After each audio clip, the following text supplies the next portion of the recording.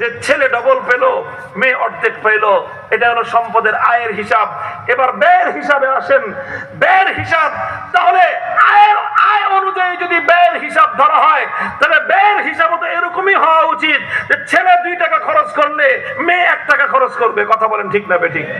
আয় যেহেতু ছেলের 200 টাকা হলে মেয়ের আয় 100 টাকা, ছেলের 100 টাকা আয় হলে মেয়ের আয় 50 টাকা, সেক্ষেত্রে খরচের হিসাবের মধ্যে সেই হিসাবে যুক্তি তো এটাই বলে, সেক্ষেত্রে খরচের হিসাব হবে ছেলে 10 টাকা খরচ করলে মেয়ে 5 টাকা খরচ করবে, ছেলে 100 টাকা খরচ করলে নারী 50 টাকা খরচ করবে, স্বামী 100 টাকা খরচ করলে স্ত্রী 50 টাকা খরচ করবে, স্বামী 1000 টাকা খরচ করলে স্ত্রী 500 টাকা খরচ করবে।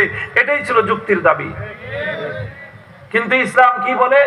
ইসলাম বলে দেখেন, সকল ক্ষেত্রে একজন ছেলে আর মেয়ে যখন কোন পিতার ঔরসে জন্মগ্রহণ করলো, পিতার ঔরসে জন্মগ্রহণ করার পরে এই ছেলে মেয়ের ভরণ পোষণের দায়িত্ব কার?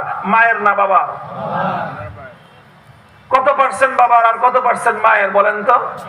100% বাবার দায়িত্ব ছেলে সন্তান মেয়ে সন্তান সকলকে ভরণ পোষণ দেওয়া। ছেলে সন্তান হোক মেয়ে সন্তান হোক, 1% ভরণ পোষণের দায়িত্ব মায়ের উপরে নয়। ব্যাপারটা তো এমন নয় যে ছেলের খরচ বাবা দিবে, মেয়ের খরচ মা দিবে। ইসলাম কি সেই কথা বলে? ছেলের খরচও কে দিবে? বাবা। মেয়ের খরচও কে দিবে? বাবা দিবে। কতদিন দিবে? কতদিন দিবে? ইসলামের বিধান হলো একটা ছেলে যতদিন পর্যন্ত সাবালক না হয় ততদিন পর্যন্ত বাধ্যতামূলক ভাবে তার ভরণ পোষণের দায়িত্ব হলো তার বাবার। একটা ছেলে সাবালক হতে সর্বোচ্চ তার বয়স প্রয়োজন হয় 15 বছর। 15 বছরের মধ্যে অবশ্যই ছেলেরা সাবালক হয়ে যায়। 15 বছর বয়স হয়ে যাওয়ার পরে কোন ছেলে সন্তান বাধ্যতামূলক ভাবে তার বাবার কাছ থেকে ভরণ পোষণ নিতে পারবে না। হ্যাঁ, বাবা যদি দেয় অনুগ্রহ করে, সেটা তার অনুগ্রহ। তাহলে ছেলেরা বাবার কাছ থেকে ভরণ পোষণ পাবে কত বছর? সর্বোচ্চ 15 বছর। একটা মেয়ে তার বাবার কাছ থেকে ভরণ পোষণ পাবে কত বছর? শুধুমাত্র সাবালিকা হওয়া পর্যন্তই নয়, বরং একটা মেয়ে যতদিন পর্যন্ত বিবাহ না হচ্ছে, বিয়ের আগ পর্যন্ত মেয়ের ভরণ পোষণের দায়িত্ব হলো তার বাবার। সুতরাং আমাদের সমাজে একটা মেয়ের সাধারণত বিয়ে হতে আইন অনুযায়ী কমপক্ষে 18 বছর, সাধারণত 20 বছর, আর পড়াশোনা করলে লাগে 25 বছর। স্বাভাবিক হিসাবেই যে মেয়েটার বিয়ে হলো 25 বছরে, সে 25 বছর পর্যন্ত বাবার কাছ থেকে ভরণ পোষণ পেল। এবার বলেন, ছেলে পেল ভরণ পোষণ 15 বছর, মেয়ে পেল ভরণ পোষণ 25 বছর, অধিকার বেশি পেল কে? 10 বছর ফাও খাইলা তুমি এখানে বাবার হোটেলে। এরপরে যখন বিয়ে হয়ে যায়, নারী আর পুরুষের যখন বিয়ে হয়, আচ্ছা বিয়ে কি শুধু পুরুষের হয় না নারীরও হয়? কি বলেন?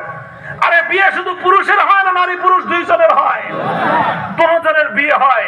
বিয়ের প্রয়োজন শুধু পুরুষের না নারীরও? নারী পুরুষ উভয়ের প্রয়োজন আছে। বিয়ে না হলে সমস্যা শুধু পুরুষের না নারীরও আছে?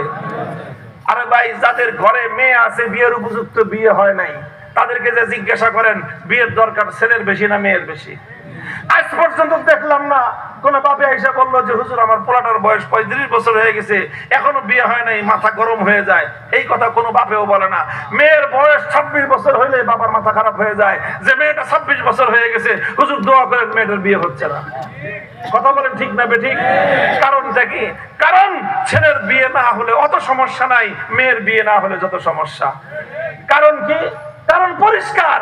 যদি একটা ছেলে বা মেয়ে তার যদি কারো যদি বিয়ে না হয়, বিয়ে না হলে তাহলে কি হবে? তার ঘর নাই, তার সংসার নাই। এই তো, যার ঘর নাই সংসার নাই, আমাদের ঢাকার ভাষায় তাদেরকে বলে বাদাইম্মা। আপনাদের এলাকায় কি বলে? বাদাইম্মা বলে। একটা পুরুষ মানুষ যদি বাদাইম্মা হয় তেমন কোনো সমস্যা নাই। একদিন লঞ্চ স্টেশন, আর একদিন ট্রেন স্টেশন, আর একদিন বাস স্টেশন, আর একদিন কাকরাইল মসজিদ। টোটো কোম্পানির ম্যানেজারি করে বহু পুরুষ মানুষ জিন্দগি পার করে দিচ্ছে। ঘর সংসারের এত দরকার পুরুষের হয় না। এবার বলেন, একটা নারীর যদি সংসার না থাকে, এই নারী একদিন রেল স্টেশন, আর একদিন বাস স্টেশন, আর একদিন লঞ্চ স্টেশনে, এইভাবে কোন নারীর পক্ষে জীবন ধারণ করা সম্ভব? তাহলে সংসারের প্রয়োজন পুরুষের বেশি না নারীর বেশি? তাহলে বিয়ে হবে দুইজনের, প্রয়োজন দুইজনের, সুবিধা দুইজনের। বিয়ে না হইলে সমস্যা দুইজনের, বরং সমস্যা বেশি নারীর। বাদদান বেশিটুক বাদ দিলাম, সমস্যা দুজনের, সুবিধা দুজনের, প্রয়োজনের দুজনের, বিয়েও দুইজনের। খরচ কয়জনের? খরচ 100% একজনের। বলবেন খরচ কেমনে একজনের? বিয়ের সাথে দুই ধরনের খরচের সম্পর্ক। কয় রকম? একটা হলো পার্মানেন্ট খরচ, আর একটা হলো সাময়িক খরচ। একটা হলো বিয়ের সময়ের এককালীন খরচ, আর একটা হলো সারা জিন্দগির খরচ। বিয়ের সময় এককালীন খরচ হলো দুইটা, একটা হলো ফরজ আর একটা হলো সুন্নত। একটা কি ফরজ খরচ, দেনমোহর দেওয়া। দেনমোহর এটা দিতে হয়। দেনমোহর পুরুষ দেয় না মহিলা দেয়? দেনমোহর পুরুষের দিতে হয় না নারীর দিতে হয়? দেনমোহর 100% পুরুষ দেয়। নফল বা সুন্নত খরচ হলো বিয়ের সময় আপ্যায়ন করা। ইসলামের পরিভাষায়, শরীয়তের পরিভাষায় সেটাকে বলা হয় ওলিমা খাওয়ানো। ওলিমা খাওয়ানো এটা বরের জন্য সুন্নত। ওলিমা খাওয়ানো, দাওয়াত খাওয়ানো বরের জন্য সুন্নত। কনের বাবার জন্য দাওয়াত খাওয়ানো কোরআন এবং হাদিস কোথাও নির্দেশ নাই, কোথাও সুন্নত নাই, কোথাও নফল নাই, কোথাও কনের বাড়িতে খাওয়ার কোনো আয়োজনের ব্যবস্থা নাই। হুজুর আমাদের দেশে যে খায়, বরযাত্রী যে 100, 200, 300, 500 শর্ত দিয়ে খায় যে 2টা গরু ফালাইতে হবে, একটা গরু জবাই করতে হবে। মনে রাখবেন, ইসলাম বলে এইভাবে শর্ত দিয়ে যারা বরযাত্রী হয়ে কনের বাবার বাড়ির থেকে জোরপূর্বক যারা খায়, তারা দাওয়াতের খানা খায় না, ডাকাতির খাবার খায়। তাহলে বিয়ের সময় দুই খরচ, একটা হলো ফরজ খরচ, এটা হলো দেনমোহরের খরচ, আর একটা হলো সুন্নত খরচ, আপ্যায়নের খরচ। দোনো খরচ কনের না পরে বরের? দোনোটাই পুরুষ করলো। এবার আসেন, বিয়ের পর থেকে শুরু হলো পার্মানেন্ট খরচ। 4 রকম খরচ। কয় রকম? খাদ্য, বস্ত্র, বাসস্থান, চিকিৎসা, 4টা ওয়াজিব খরচ। এই 4 খরচের 100% দেওয়ার দায়িত্ব হলো পুরুষের। শুধু নিজেরটা না, নিজের খাবার নিজে খাবে, নিজের কাপড় নিজে বানাবে, নিজের ঘর নিজে তৈরি করবে, নিজের চিকিৎসা নিজে করবে, নিজেরটা তো করবে। বিবির 4 প্রকার খরচ তাকে দিতে হবে। খাদ্য দিতে হবে দৈনিক অন্তত 2 বেলা, তাকে বস্ত্র দিতে হবে অন্তত 3 সেট কাপড়, তাকে এমন একটা ঘর দিতে হবে যেই ঘরে সে স্বাধীনভাবে বিচরণ করবে, যেই ঘরে স্ত্রী স্বাধীনভাবে বসবাস করবে। এমন একটা ঘর তাকে ভাড়া নিয়ে হোক, বানিয়ে নিয়ে হোক, যেভাবেই হোক, কামলা খেতে হোক, যেভাবেই হোক, তোকে এরকম একটা ঘর তোমার স্ত্রীকে তোমার দিতেই হবে। চিকিৎসা দিতে হবে। 4 প্রকার খরচ কার? এরপরে যদি বছর ঘুরে আসলে সন্তান হয়, সেই সন্তানের ডেলিভারি থেকে নিয়ে শুরু করে 100% খরচ হলো পুরুষের। গেল এইভাবে সারাটা জীবন খরচের দায়িত্ব কার? পুরুষের দায়িত্ব। আল্লাহ না করুন শেষ জীবনে কোনো কারণে যদি স্ত্রীর আগে স্বামী মারা যায়, এখন এই মহিলা, বৃদ্ধা মহিলা, তার নিজের জীবন চলাচলের যদি কোনো ব্যবস্থা না থাকে, এই সময়ে এই নারীর একটা ছেলে আছে আর একটা মেয়ে আছে, বার্ধক্যের এই সময়ে এই মহিলার ভরণ পোষণের দায়িত্ব তার মেয়ের নয়, বরং তার ভরণ পোষণের দায়িত্ব হলো তার ছেলের উপর। ঠিক। তাহলে কি দেখলাম? ছোট্টকালে বাবার হোটেল, বিয়ের পরে স্বামীর হোটেল, বৃদ্ধ বয়সে পোলার হোটেল। 3 পুরুষের কান্দের উপর দিয়ে একজন নারী রানীর মতো জিন্দগি যাপন করে যায়। 1 টাকা খরচের প্রয়োজন নাই, 1টা টাকা খরচের প্রয়োজন হয় না। জন্ম থেকে মৃত্যু পর্যন্ত, দোলনা থেকে কবর পর্যন্ত ইসলামী জীবন ব্যবস্থা অনুযায়ী, ইসলামের পরিবার ব্যবস্থা অনুযায়ী শতভাগ খরচের দায়িত্ব পুরুষের ছিল।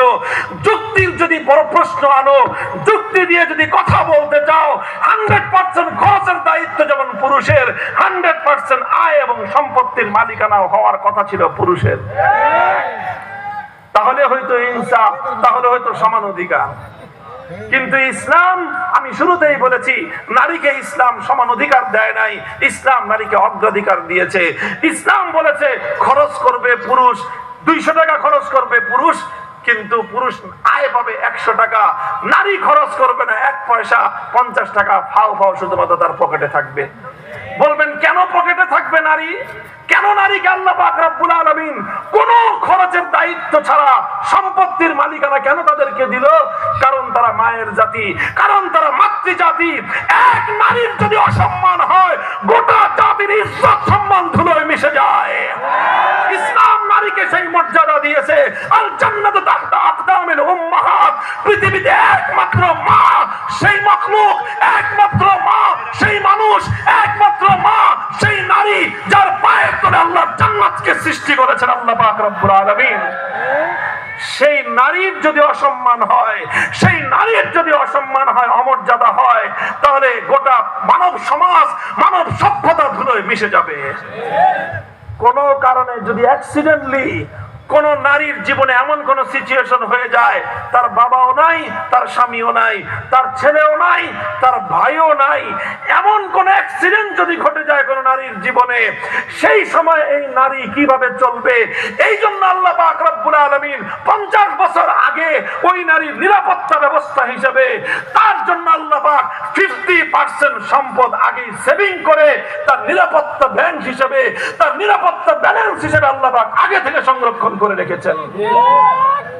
মুহতারাম হাজিরিন, বাংলা ভাষা একটা কথা বলে, বুঝলে বুঝপাতা, না বুঝলে তেজপাতা। সব যুক্তি দিয়ে বুঝে এলাম, এরপরেও যদি বুঝে আসে তো ভালো কথা, বুঝে না আসলে কিছুই করার নাই। পরিষ্কার কথা, আল্লাহকে রব মানেন তো? আল্লাহকে রব মানেন তো? আল্লাহকে রব মানার অর্থ হলো বিধান দিবেন কে? আল্লাহর সেই বিধান যারা চোখ বন্ধ করে, তারা চোখ বন্ধ করে সর্বান্তকরণে মাথা নত করে যারা আল্লাহর বিধান মানবে, তারাই আল্লাহকে রব বলে মানলো।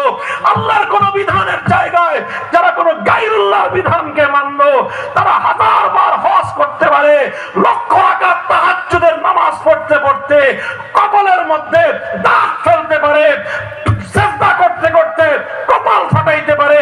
আল্লাহর কোন বিধানের সামনে যদি কোন মানব রচিত কোন বিধানকে সমান্তরালে দাঁড় করাতে চায়, কাট্টা বেঈমান এবং মুরতাদ।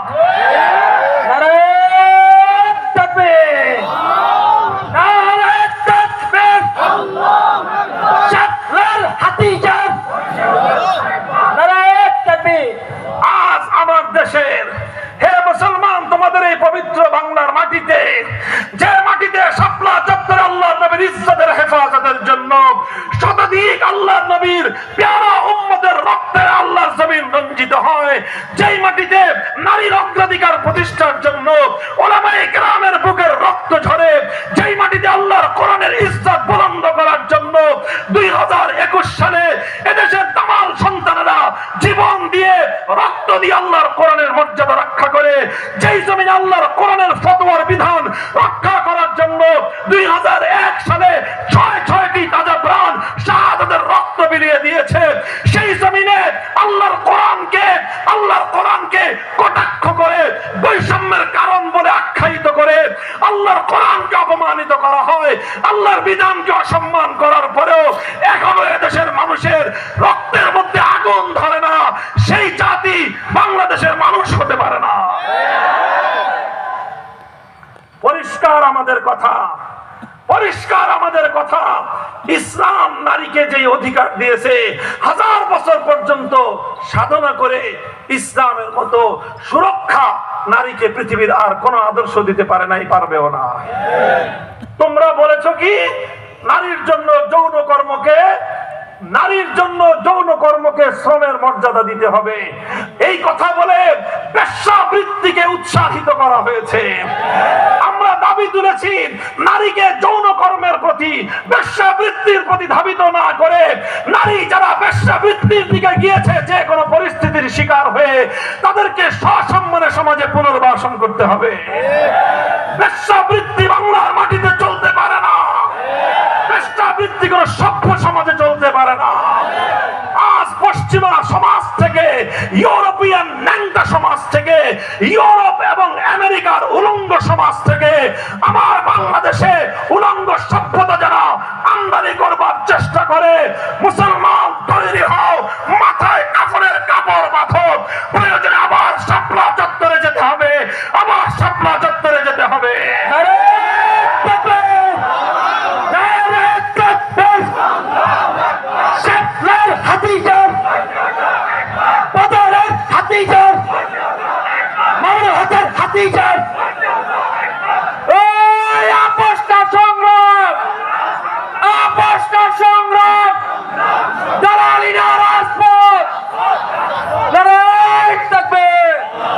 আমাদের কথা পরিষ্কার, হেফাজতে ইসলাম বাংলাদেশের পক্ষ থেকে বাংলাদেশের আলেম সমাজ এবার নতুন সংগ্রাম নিয়ে মাঠে নামবে। সেই সংগ্রামের শিরোনাম হলো নারীর ন্যায্য অধিকার বাস্তবায়ন। আসলে মূলত এই ধান্দাবাজ পশ্চিমা দালাল গোষ্ঠী সমান অধিকারের কথা বলে নারীর পক্ষ থেকে, নারীর পকেট থেকে পয়সা খসানোর ধান্দা করতেছে।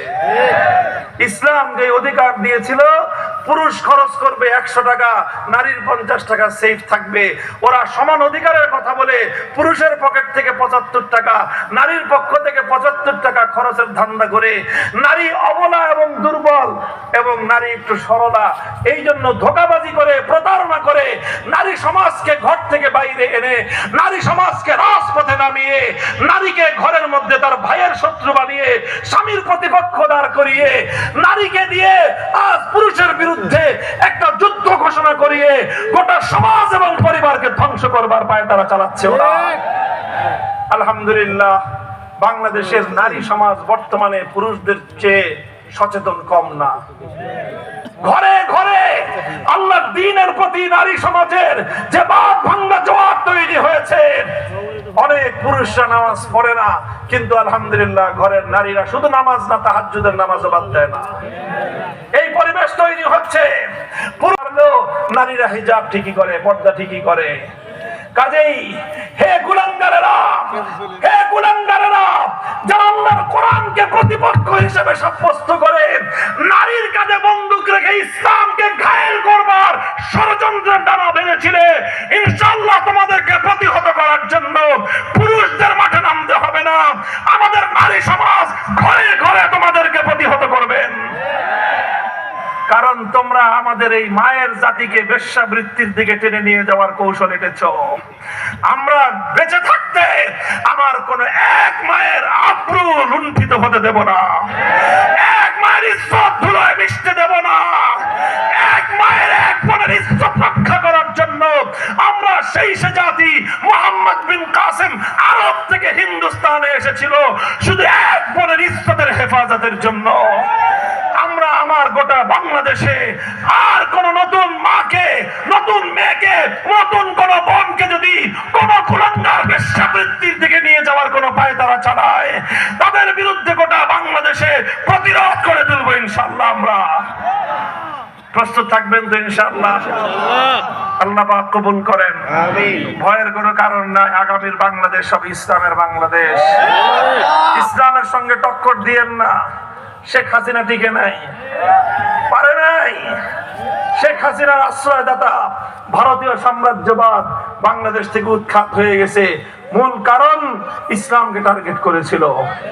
আলেম সমাজের সঙ্গে মনে করেছিল মোল্লা মৌলবীরা দুর্বল, ধাক্কা দিয়ে ফালায় দিবে।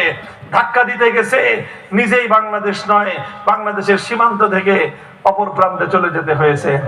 আগামী দিনে যারা ইসলামকে নিয়ে এরকম ভাবে পরীক্ষা নিরীক্ষা করবে, ফলাফল আগাম বলে দেই, ইসলাম বাংলাদেশে ছিল, ইসলাম বাংলাদেশে আছে, ইসলাম বাংলাদেশে থাকবে। ইসলামের সঙ্গে ধাক্কাধাক্কি করতে আসলে বাংলাদেশ থেকে তোমরা উৎখাত হয়ে যাবে ইনশাআল্লাহ। এই শক্তি নিয়ে থাকবেন তো ইনশাআল্লাহ? আল্লাহর কোরআনকে ইনশাআল্লাহ আগামী দিনে বাংলাদেশের সংবিধান হিসেবে আমরা কায়েম করব। আগামীর বাংলাদেশ হবে ইসলামের বাংলাদেশ। আগামীর বাংলাদেশ হবে আল্লাহর রুবুবিয়তের বিধান বাস্তবায়নের বাংলাদেশ, আল্লাহর বিধান অনুযায়ী দেশ পরিচালনার বাংলাদেশ।